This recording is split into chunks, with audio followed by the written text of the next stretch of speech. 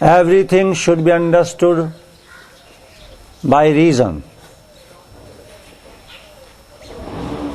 Nothing should be done which is not mentally comprehensible, which cannot be understood.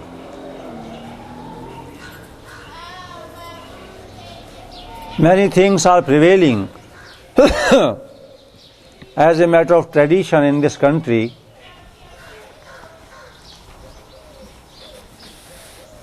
They are based on very scientific grounds. But most of the people have forgotten those grounds, those reasons. From time to time, when such situations come, I try to explain something.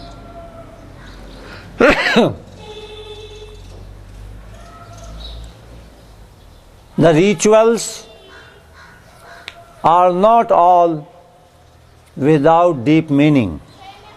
They also have meaning. But when the meaning is forgotten and it remains only a matter of habit, then there does not remain much utility. Rather, people start getting into a sort of blind faith.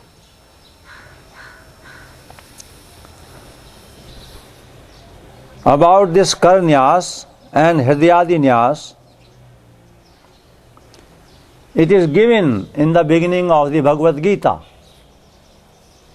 We also did not do it earlier, but one day it came to my mind, when it is given, why should we not do it? Firstly, I explain to you what does it mean.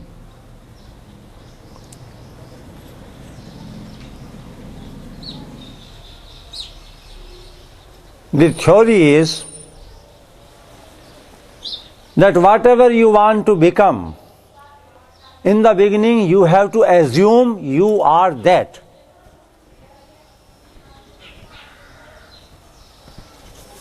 You become what you think. This is the theory.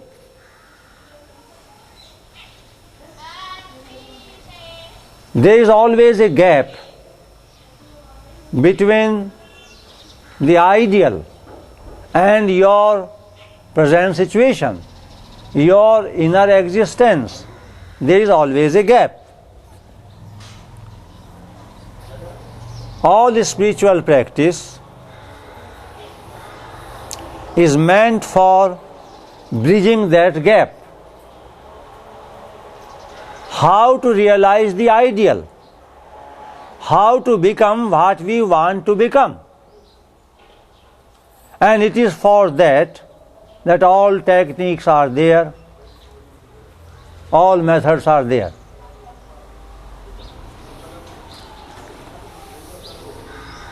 The great seers and sages of the past in this country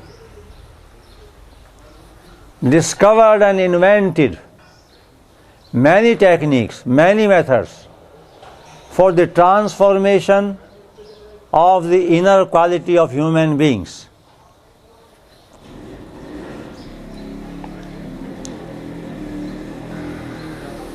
This theory, this doctrine, that what you want to become you think, or thoughts become actions, it has been given quite elaborately and nicely by that great saint also, Paul Brunton. He has also given it. In fact, so much so, he has said that thoughts are things. It is a famous sentence from his books. Thoughts are things. He says that the things which you see are not different but the materialized thoughts. It's a very deep thing.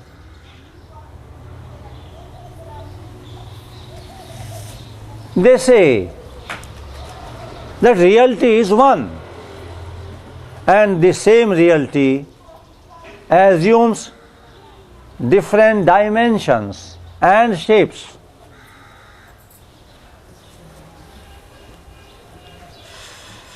He has very nicely explained all those things.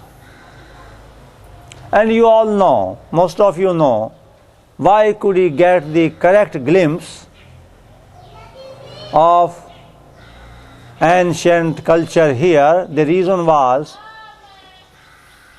he was fortunate to sit at the feet of a great real saint, Ramana Maharishi. So this is the theory. You become what you think. What all this japa is.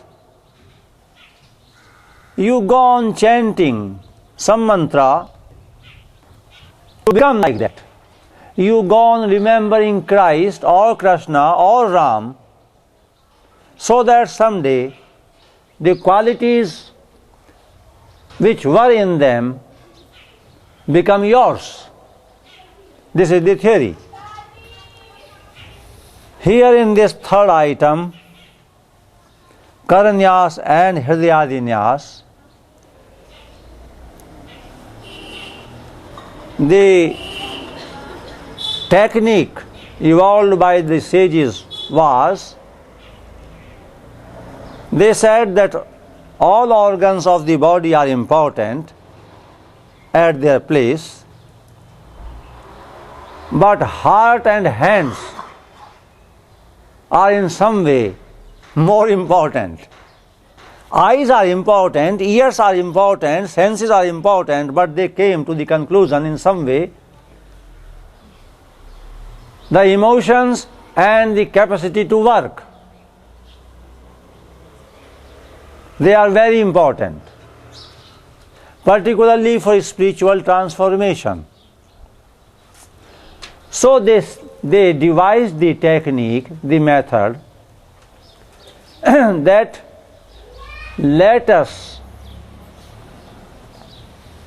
invoke the universal, infinite, eternal power God to reside in the hands and to reside in the heart.